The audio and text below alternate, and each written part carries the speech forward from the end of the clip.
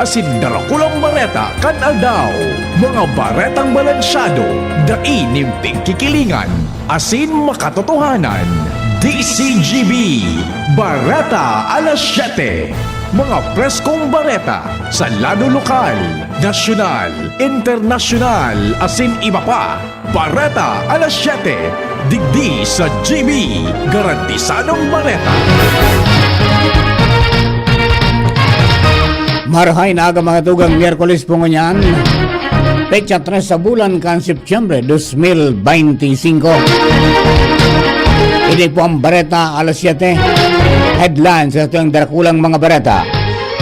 Planong pagsa pribado kan Aleco asin itong kwenta sa Meralco. Kinuntistar kan Free Aleco Movement asin kan Philippine Movement for Climate Justice. Grand Prize sa Ibalong Festival 2025 Street Dance Competition. Nagkakaragting na 500,000 pesos. PRO5, nasa final stage na kang preparasyon sa seguridad kan tauna na Piña Francia Festival sa Naga City ngunya na bulan ng Setyembre. Kainot-inoteng Outstanding Sangguniang Kabataan and Youth Organization Awards and Recognition. Aktibong pigpartisiparan kan mga SK chairpersons, SK council members asin youth organizations.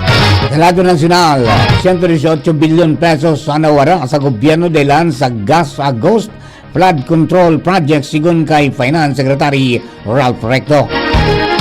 51.82 billion pesos na singit pondo sa 2026 National Expenditure Program ibinulgar ni Senator Ping Lacson. Flood control projects na susug sa budget insertions durante pa kan Duterte administration. Blood Moon mahihiling sa Pilipinas sa Septyembre 7 asin 8. Sa ibang nasyon, onmil na katawag adan sa landslide na nangyari sa Sudan. Baretang Sports, Northport, Batangpier, binakal ni 90 milyon pesos kan food manufacturer. Yan ang headlines, kan detalye o kaya kan mga bareta. Bareta alas 7. Asin kami po silong magiging mga tagapagbareta. Ako po si Jasmine Balolo. Sa detalye po kan bareta alas 7. Enot sa lado lokal. Ang baretang ini hatod sa Indokan. Optin Lutein Capsule. Alagaan ang paningin sa tulong ng Optin. Kitang-kita ang kalusugan ng mata. Nasa final stage na kan security preparations ang Police Regional Office 5 para sa annual Piña Francia Festival sa Naga City, partikular sa traslasyon asin fluvial procession na naka-schedule sa ikadua sin ikatulong simana kan Septyembre ngunyan na taon.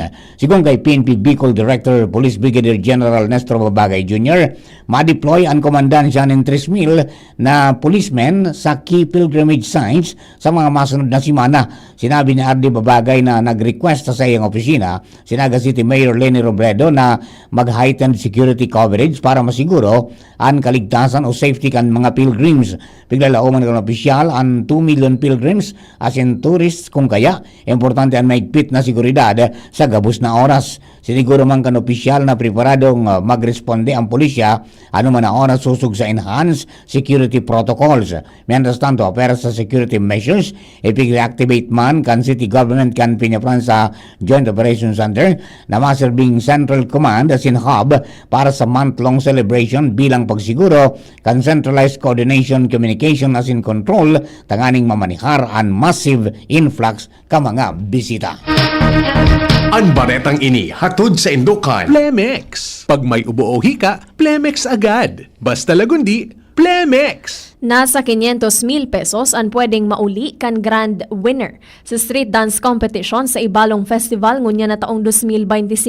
Sigun kay City Councilor Alan Ranyola, nasa siyam na contingents ang piglalaoma na mapartisipar asin ma-showcase kan sa indang talento. Ang parade route, mapuon sa Rizal Street Sea Oil area, papasiring sa LCC asin Ayala Mall sa Legazpi, sagkod sa Ibalong Park kan Barangay Puro. Katakod kay ni pigingganyer ni Ranyola ang publiko na planuhon ang pagbiyahe in advance para makalikay sa traffic asin iba pang inconveniensya sa nasabing aktibidad.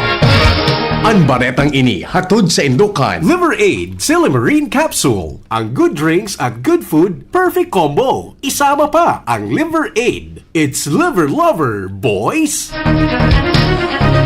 Ginantistar kan Free Aleco Movement ang planong pigbibilog ka mga opisyal kang gobyerno na kinabibilangan ni na Representative Cristel Lagman kan Premier Distrito kan Albay, Representative Carlos Loria kan Segundo Distrito asin Congressman Adrian Salcede kan Tercer Distrito siringman si Gobernador Noel Rosal na itaong kwenta ang operasyon kan Albay Electric Cooperative Incorporated o Aleco sa Manila Electric Company o Meralco.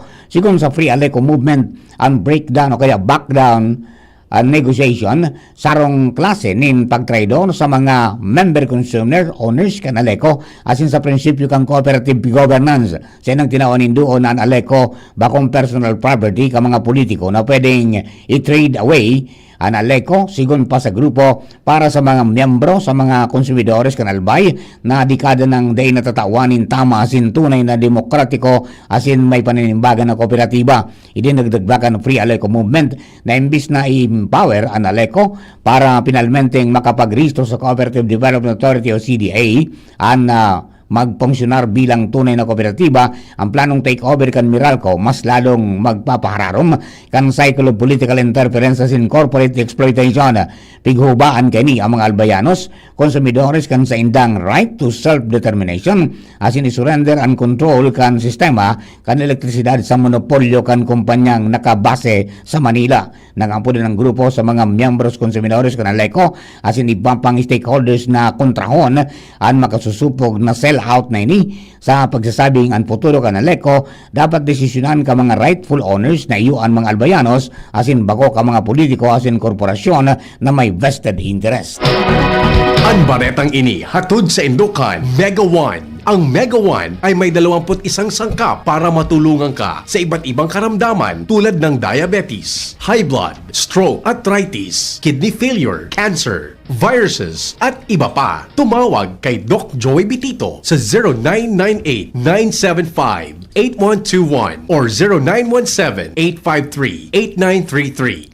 Nasa 15 na sangguniang kabataan o SK Chairperson, 9 na SK Council Member asin 4 na youth organizations hali sa 8 munisipyo asin 2 syudad ang nagpartisipar sa kainot-inoting Outstanding Sangguniang Kabataan and Youth Organization Awards and Recognition o OSCAR. Sigun kay Provincial Youth Development Office o PYDO Head Rondon Ricafort. An awards may katuyuhan na marikognisar ang efforts and dedication kan SK Councils asin youth organizations sa pagserbi sa komunidad.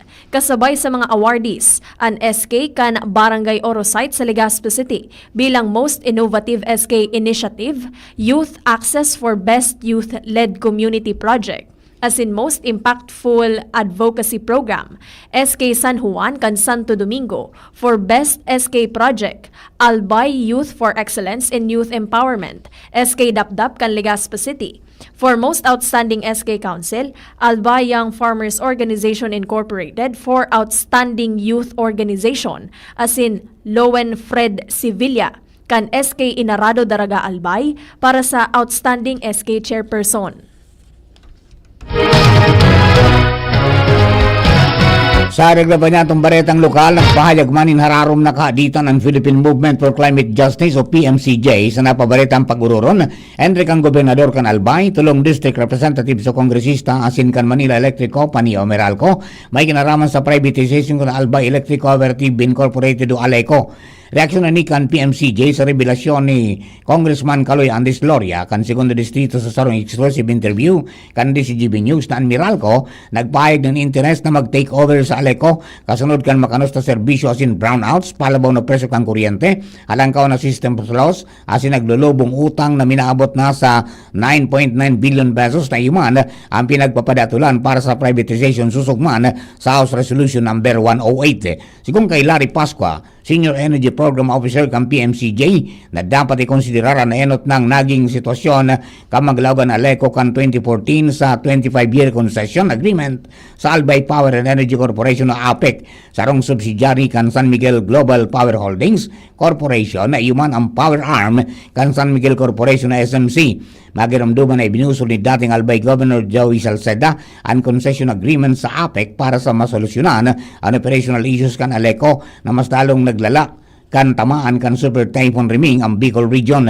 Sigung kay Pasqua, ang pagsa pribado kan Aleco dahil nakaresolbir sa problema kundi mas lalo sanang nagpalala sa pagpalyar kan manamyento sampang kan utang asinalangkaw na presyo ng kuryente. Katakod kay ni nagapilar man ang Philippine Movement for Climate Justice sa mga opisyal kan Albay na umaksyon para sa interes ka mga albayano asin bako sa darakulang korporasyon. Tinawan nindo ni PMCJ National Coordinator Ian Rivera na ang mga opisyal kan Albay may mandato asin may otoridad na ireforma ng Aleco sa sarong tunay o genuine people-owned cooperative. Sa nang sinabi na mga albayanos kay puhanin mas marahin kumpara sa pagsapribado kan power distribution. Dapat man ang gobyerno provinsyal maginguwa na tabangan na Aleco na muswag asin protiran asin diretso ka mga albayano para sa affordable, accountable asin people-centered electricity.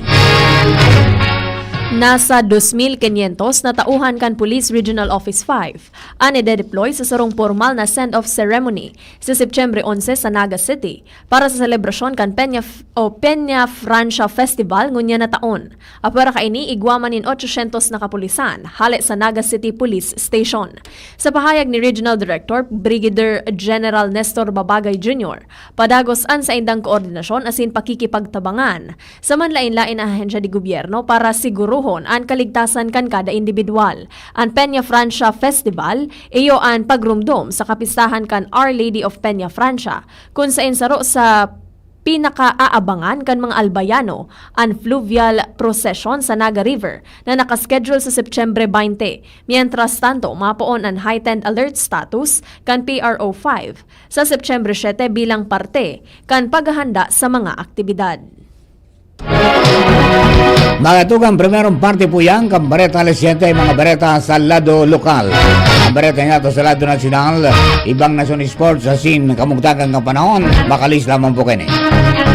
At ngayon, ang pinakabago, ang pinaka-epektibong food supplement na mabusising ginawa sa Amerika at matapos ang 3 taon, aprobado na ng FDA. Mega One, ang evolusyonaryong produkto na nagtataglay ng 21 natural na mga komposisyon na nakatutulong upang palakasin ang immune system at ang ating kalusugan. Para sa karagdagang impormasyon, Maaaring pumunta kay Doc Joey Bitito sa Barangay 18, Cabangan West, Legazpi City, kaharap lang ng Bangko Sentral ng Pilipinas. O tumawag sa 0998-975-8121 or 0917-853-8933 para sa free consultation sa natural medicine. bisitahin din ang aming Facebook pages, Mega One-Superfood at NHC Bayanihan Official. Mega One, evolusyon para sa kalusugan. Pre, makinig ka muna. Payong kaibigan lang ha. Work hard, play hard. Yan ang motto ko dati. Pero nakakapagod din pala katagalan. Sa gitna ng lahat ng mga puyat, inom at pagkain ng masasarap, kasama na ang oily at fatty foods, kailangan pa ring bantayan ang kalusugan. Tamang kontrol ang kailangan. Katuwang ko, ang Liverade. May silimarin na maaring makatulong, protektahan ang atay. Cheers to more good times. Be a liver lover. Mahalagang paalala, ang Liverade ay hindi gamot at hindi dapat gamitin paggamot sa anumang uri ng sakit. Ang good drinks at good food, perfect combo. Isama pa ang Liverade para sa kalusugan ng atay. Mabibili sa mga leading drugstores nationwide. Piolo Pascual po. Sa ubo at hika, may Plemex Forte Syrup and bottles. Pero para sa ginhawang kailangan agad, may Plemex Forte Capsule and Blister Pack. Madaling bitbitin, kayang ibulsa. Gawa sa natural na lagundi na tumutunaw at nagpapalabas ng plema. Convenient na, ginhawa pa. Plemex Forte Lagundi in Capsule. Basta Lagundi, Plemex. Easy! Vitex Segundo L is the generic name of Plemex Forte. If symptoms persist, consult your doctor. Ginhawang araw, Nay. Ano pong sa inyo? Hi, eto yung kailangan kong gamot. Kaso kaya sa budget ko? Imbis na branded, I recommend Actimed. Actimed? Opo, Actimed. Quality generics na singbisa na ng branded, may up to 85% savings pa. Laking tipid! Yan ang ginhawa sa bulsa. May ginhawa na sa bulsa, recommended pa ng pharmacist ko. Actimed Quality Generics. Mabibili sa Generica Drugstore. Tara na! Ginhawang Generica. If symptoms persist, consult your doctor. Isang pangalan singbisa ng maraming brand. Actimed Quality Generics. Dimples Romana po para sa Ginhawang Generica. If symptoms persist, consult your doctor. DCGB, Barreta, alas 7. Barreta, alas 7. Sa bareta nga to sa lado nasyonal, Uminabot sa 118.5 bilyon pesos ang nawawala sa kaban kang gobyerno poon 2023 sa 2025 dahil sa ghost flood control projects.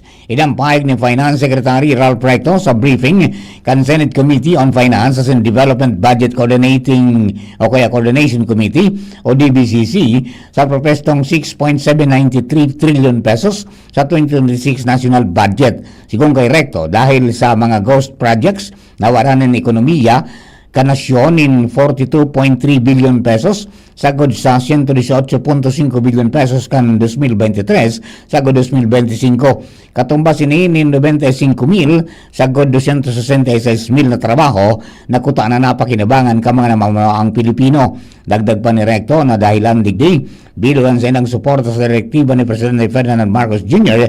na hingutuhan ni Maray ang national budget. Dapat daing ghost project, daing korupsyon asin daing sayang na piso.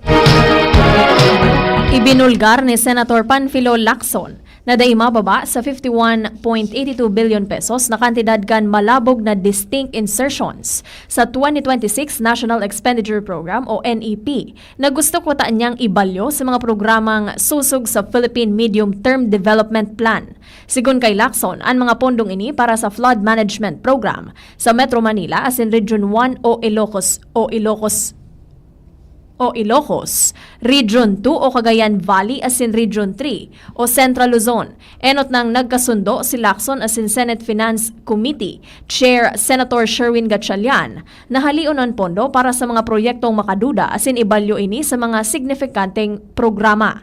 Sinabi ni Lacson na makaordinar sinda sa Department of Budget and Management as in Department of Public Works and Highways para sa mga amendments susug sa direksyon kan national government.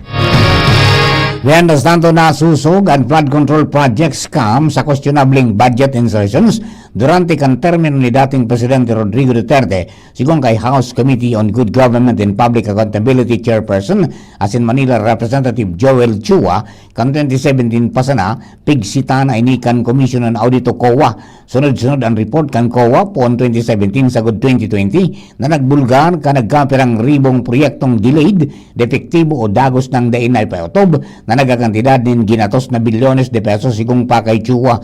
Kan 2018, in-report kan Philippine Center for Investigative Journalism o PCIJ ang pagkakaimpalto ka nagkapirang darakulang kontraktor sa mga flood control projects na naatraso asin dahil natapos dagdag pa kay ni. Sinabi pa ni Chua na maging ang Duterte o kaya si Duterte kinumpirmar na igwang mga ghost government projects ka nagatukaw pa ni sa pwesto. Maghanda na ang mga moon lovers dahil sa rong total lunar eclipse o blood moon ang mahihiling sa Pilipinas poon sa pagkabanggi kan September 7 sa Maagahon o early morning kan September 8 sigun sa Pag-asa. Base sa report kan ahensya, mapuon ang Pembral phase bandang alas 11:27 nin banggi sa September 7 as in susundan in partial eclipse pag-abot kan alas 12:27 nin matanga. Bilog na matatambunan kan anino kan kinaban ang bulan bandang alas o alauna nin aga asin maabot sa pinakalangkaw na kabtang alas 2:12 nin maaga. Sa giraray na maluwas ang bulan, gikan sa anino kan kinaban bandang alas 4:57 nin aga kan September 8.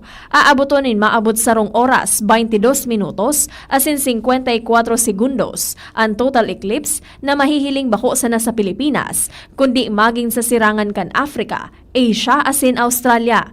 Sigun sa Pag-asa, inapod na blood moon ang siring na phenomenon dahil sa kolor pula kan bulan mantang matatakupan kan anino kan kinaban. Nangyayari ini kapag nagsasara kan atmosphere kan kinaban ang saldang kan aldaw kaya solamenteng pulang liwanag sana ang nagtatama asin nagtataonin kolor sa bulan. Pagirumdom kan ahensya na ligtas hilingon ang lunar eclipse sa dae o nadaing protective eyewear. Pwede man gumamit nin binoculars o teleskopyos para sa mas malinaw na tanawon.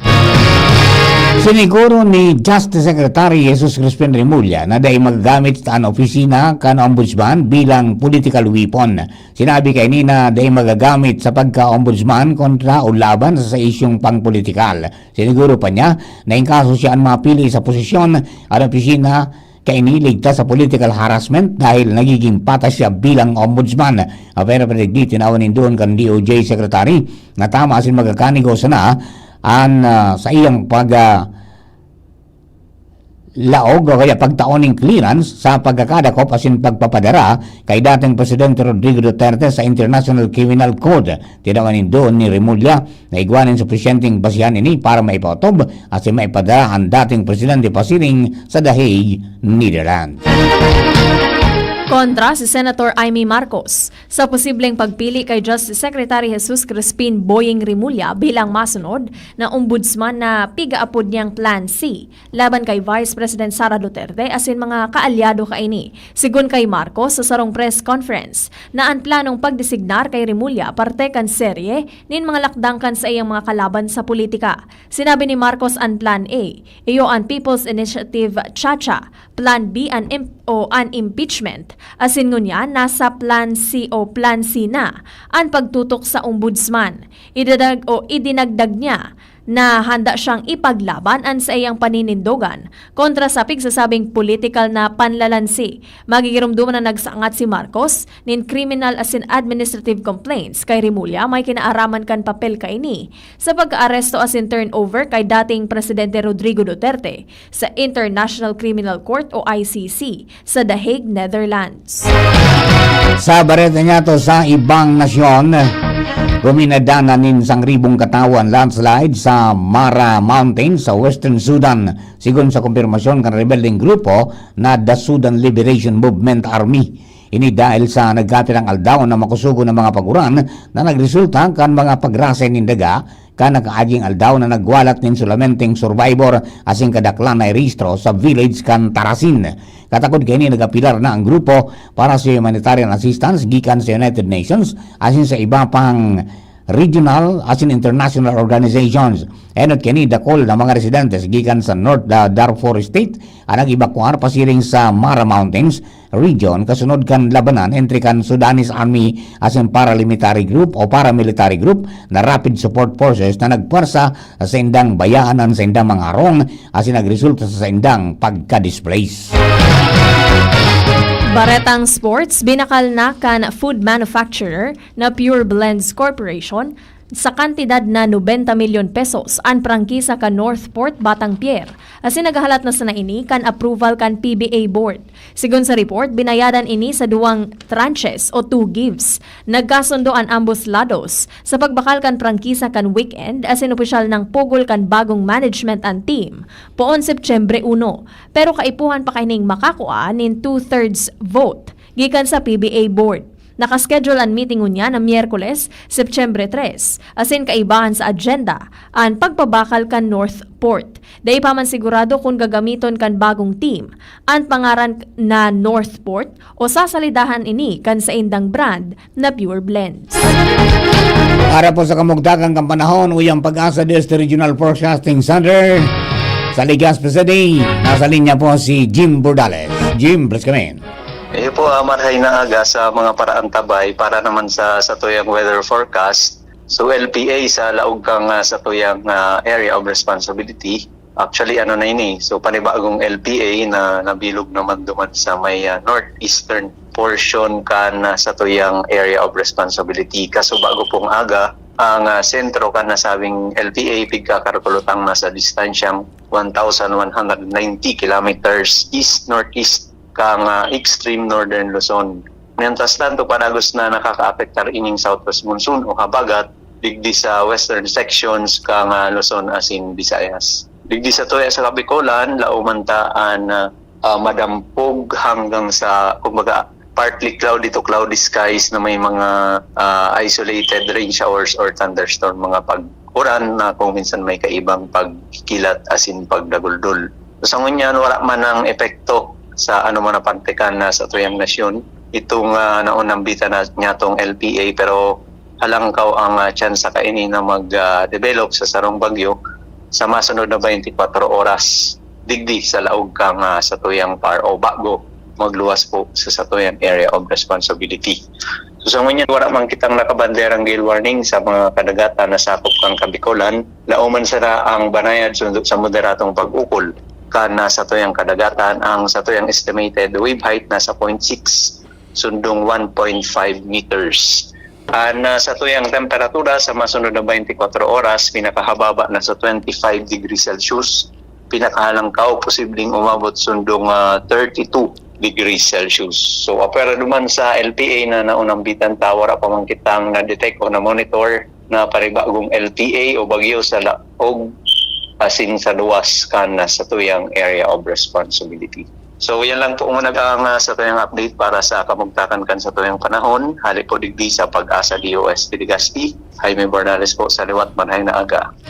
Thank you, Jim. Hali po sa Pag-asa. Mga tugang na po ang kabilugang sa tuyang Bareta alas 7.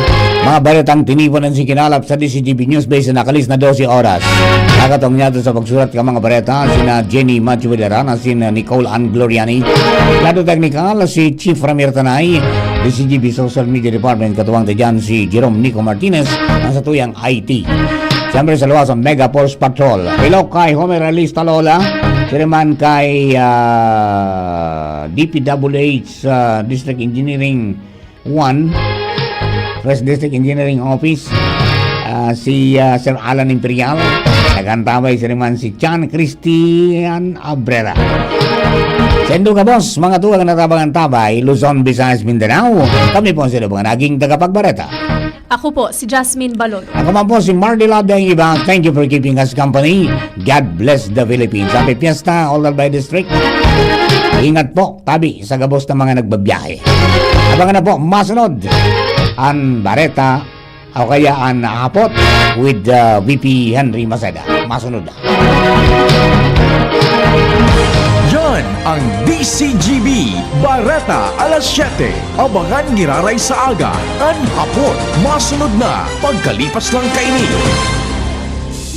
Sumali at manalo sa Mega Milyonaryo Instant Raffle Promo. Hanapin ang promo code sa loob ng sachet ng Jim's Coffee Mix at sa takip ng lata ng Mega Sardines at isend sa Facebook page ng Mega Sardines. Mega ang papremyo, worth 50 million pesos ang ipamimigay. May GCash araw-araw, 5 winners of Toyota Race at 5 winners ng 1 million pesos. Kaya ano pa ang hinihintay nyo mga kamega? Sali na at baka kayo na ang isa sa mga magiging milyonaryo sa Mega Milyonaryo Instant Raffle Promo.